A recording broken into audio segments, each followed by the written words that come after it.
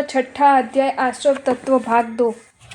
संबंध का कारण समान होने पर भी परिणाम भेद से कर्म बंध में विशेषता। तीव्र मंद ज्ञाता ज्ञात भाव वीर्याधिकरण विशेष व्यस्त विशेष सूत्रा तीव्र भाव मंद भाव ज्ञात भाव अज्ञात भाव वीर्य विशेष और अधिकरण विशेष के भेद से उसके आश्रव की विशेषता होती है। विवेचन पूर्व सूत्र में बताए गए 39 आश्रव भेदों के विद्यमान रहते हुए भी इस सूत्र में बताए गए 6 कारणों से आश्रव कर्म वर्णों का आगमन में न्यूनाधिकता हो जाती है। तीव्र भाव क्रोधादि कषायों की तीव्रता को तीव्र भाव कहते हैं। मंद भाव कषायों की मंदता से जो भाव होता है वह मंद भाव है। ज्ञात भाव जानबूझकर इरादे पूर्वक हिंसादि प्रवृत्ति करना ज्ञात भाव है, जैसे चींटी आदि के समूह को देखकर भी पैर रखकर निकल जाना। अज्ञात भाव प्रमाद तथा अज्ञान से प्रवृत्ति करने को अज्ञात भाव कहते हैं, जैसे अनजान में या असावधानीवश चींटी आदि के समूह पर पैर पड़ जाना। वीर्य विशेष वीर्य का अभिप्राय शक्ति अथवा बल है। द्रव्य की स्वशक्ति विशेष को वीर्य विशेष कहते हैं। इस अपेक्षा से शक्तिशाली महावीर्य प्राणी का आश्रव अधिक होता है तथा अशक्त अल्प वीर्य का कर्म। अधिकरण विशेष आश्रव की क्रिया के साधन को अधिकरण विशेष कहते हैं। जीव और अजीव के भेद से अधिकरण कई प्रकार के हैं। इनका विवेचन अगले सूत्र में किया जा रहा है। अधिकरण के प्रकार अधिकरणम जीवा जीवा अधिकरण के 2 भेद हैं, जीव और अजीव। विवेचन जिसके आधार से कार्य होता है उसे अधिकरण कहते हैं। शुभ अशुभ सभी कार्य जीव और अजीव से ही सिद्ध होते हैं। अकेला जीव और अकेला अजीव कुछ नहीं कर सकता, इसलिए जीव और अजीव दोनों अधिकरण है, अर्थात कर्म बंध के साधन उपकरण या शस्त्र है। दोनों अधिकरण द्रव्य भाव रूप में दो प्रकार के हैं। जीव व्यक्ति अजीव वस्तु द्रव्याधिकरण है और जीवगत कषाय आदि परिणाम तथा छुरी आदि निर्जीव वस्तु की तीक्ष्णता रूप शक्ति आदि भावाधिकरण है। जीवाधिकरण के भेद आद्यम संरम समारंभा रंभ योगकृत कारितानुमत कषाय विशेषे स्त्री स्त्री स्त्री चतुष्केश आद्य अर्थात जीव अधिकरण के संभ्रम समारंभ आरंभ योगकृत कारित अनुमत और कषाय ये भेद है। इन भेदों के अनुक्रम से 3 3 3 और 4 भेद है। संरम समारंभ आरंभ रूप 3 वृत्तियां मन वचन काया रूप 3 योग कृत कारित अनुमत रूप 3 कारण एवं क्रोध मान माया लोभ रूप 4 कषाय। इनको परस्पर गुणा करने से 3 गुणिया 3 गुणिया 3 गुणिया 4 108 भेद जीवाधिकरण के होते हैं। सारंभ आदि का संक्षिप्त अर्थ इस प्रकार है। संरंभ हिंसादि क्रिया का संकल्प। समारंभ हिंसादि करने की सामग्री एकत्र करना। आरंभ हिंसा आदि कार्य में प्रवृत्त होना। मन वचन काया ये 3 योग है। कृत स्वयं करना। कारित दूसरों को आज्ञा देकर कराना। अनुमत अनुमोदन अन्य किसी व्यक्ति के हिंसादि कार्य को समर्थन करना अथवा उनकी प्रशंसा करना। क्रोध मान माया लोभ ये 4 कषाय है। विशेष जिससे एक अर्थ दूसरे अर्थ से विशेषता को प्राप्त हो। संसारी आत्मा दान आदि शुभ कार्य में हिंसादि अशुभ कार्य करते हैं, उस समय क्रोधादिक 4 कषाय में से कोई एक कषाय प्रेरित अवश्य होते हैं। पश्चात चिंतन आदि संरंभ समारंभ आरंभ को मन वचन काया से स्वयं करते या कराते अथवा किए हुए कार्य में सहमत होते हैं। इसी के 108 विकल्प है। अजीव अधिकरण के प्रकार निर्वर्तना निक्षेप संयोग निसर्गा द्वि चतु द्वि त्रिभेदा परम अर्थात अजीव अधिकरण के 4 प्रकार है। निर्वर्तना निक्षेप संयोग और निसर्ग इनके क्रमश 2 4 2 और 3 उपभेद है। विवेचन निर्वर्तनाधिकरण 2 प्रकार का, निक्षेपाधिकरण 4 प्रकार का, संयोगाधिकरण 2 प्रकार का तथा निसर्गाधिकरण 3 प्रकार का होता है। इस प्रकार अजीवाधिकरण कुल 11 प्रकार का होता है।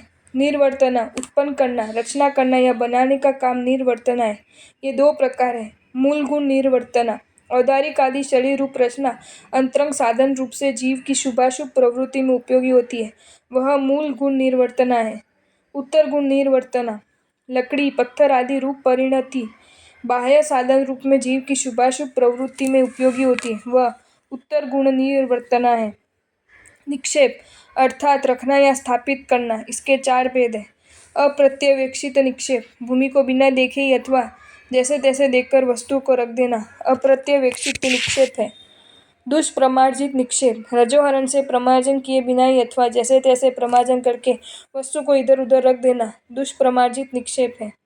सहसा निक्षेप किसी भय या अन्य कारण की शीघ्रता या शक्ति के अभाव से वस्तु को जल्दी से रख देना सहसा निक्षेप है। अनाभोग निक्षेप, विस्मरण होने से उपयोग के बिना ही वस्तु को कहीं रख देना अनाभोग निक्षेप है। संयोग, वस्तुओं को मिलाने या जोड़ने का नाम संयोग है। इसके दो भेद है। भक्तपान संयोग, अन्न जल आदि भोजन सामग्री का संयोग करना, जैसे भोजन को स्वादिष्ट बनाने के लिए रोटी आदि के साथ साग सब्जी गुड़ मुरब्बा इत्यादि का संयोग करना एवं दूध आदि में शक्कर डालनी इत्यादि।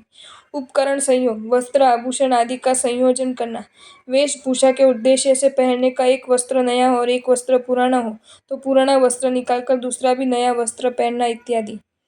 निसर्ग, त्याग को निसर्ग कहते हैं। इसके तीन भेद हैं। मनोनिसर्ग, मन से दूषित विचार करना। वचन निसर्ग, कुटु हिलित वचन बोलना। काय निसर्ग, शारीरिक कुचेष्टाएं करना, अर्थात अग्नि प्रवेश जल प्रवेश शस्त्र आदि से काया का त्याग करना। यहाँ तक सामान्य से आश्रव का और आश्रम में होने वाली विशेषता के कारण का वर्णन किया है। अब ज्ञानावन्य आदि 8 कर्मों के आश्रय से उस कर्म संबंधी विशेष आश्रवों का क्रमश वर्णन प्रारंभ होता है। ज्ञानावन्य और दर्शनावन्य कर्म के बंध हेतु तत्प्रदोष निहन्नव मात्सर्या अंतराय साधनोपाघाता ज्ञान दर्शनावर्णयो। प्रदोष निहन्नव मात्सर्य अंतराय आसाधन और उपघात ये ज्ञानावन्य तथा दर्शनावन्य कर्म के बंध हेतु है। प्रस्तुत सूत्र में ज्ञानावन्य तथा दर्शनावन्य कर्म बंध के कारण बताए गए। दोनों ही के कर्मों के बंधु एक ही है, नाम भी वही है, किंतु जब वह ज्ञान विशेष बोध से संबंधित होते हैं तब ज्ञानावन्य कर्म बंध में हेतु बनते हैं और दर्शन सामान्य बोध से संबंधित होते हैं तब वे दर्शनावन्य कर्म का बंध कराते हैं। वस्तुत ज्ञानावन्य कर्म का कार्य आत्मा के ज्ञान गुण पर आवरण डालना है और दर्शनावन्य कर्म का कार्य दर्शन गुण में बाधा डालना है। ज्ञान और दर्शन दोनों ही स्वभावी गुण है। दर्शन के दूसरे ही क्षण ज्ञान की अभिव्यक्ति होती है। इसी कारण इन दोनों कर्मों के बंध हेतु भी समान है। प्रदोष, ज्ञान ज्ञानी एवं ज्ञान के साधनों के प्रतिकूल आचरण करना, अर्थात ज्ञान के उपकरण पेन पुस्तक अखबार आदि का दुरुपयोग करना, विनय रहित पढ़ना, पुस्तक जमीन पर रखना, उपेक्षा पूर्वक पैर लगाना, थूक लगाना, मस्तिष्क के नीचे रखना तथा मोक्ष के कारणभूत तत्व ज्ञान को सुनकर भी उनकी प्रशंसा नहीं करना।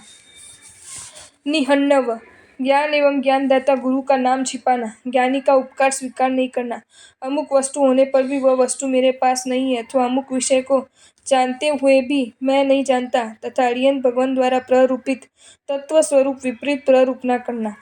इस प्रकार वे अपलप को निहन्नव कहते हैं। मात्सर्य अर्थात ईर्ष्या, ज्ञान एवं ज्ञानी से ईर्ष्या या जलन रखना। अपने पास ज्ञान हो और अन्य योग्य व्यक्ति पढ़ने को जब आ जाए तब यह पढ़ करके मेरे जैसा विद्वान हो जाएगा या मेरे से भी आगे बढ़ जाएगा, इस तरह ईर्ष्या से उसे ज्ञान का दान नहीं देना तथा ज्ञानी के ज्ञान से ईर्ष्या धारण करनी, उससे मात्सर्य जानना। अंतराय, ज्ञान अभ्यास में विघ्न रुकावट डालना, ज्ञान के साधनों को छिपा देना। विद्यार्थियों को विद्या भोजन वस्त्र स्थान आदि का लाभ होता हो तो उसे न होने देना, पढ़ाई छुड़ाकर उनसे अन्य काम करवाना आदि।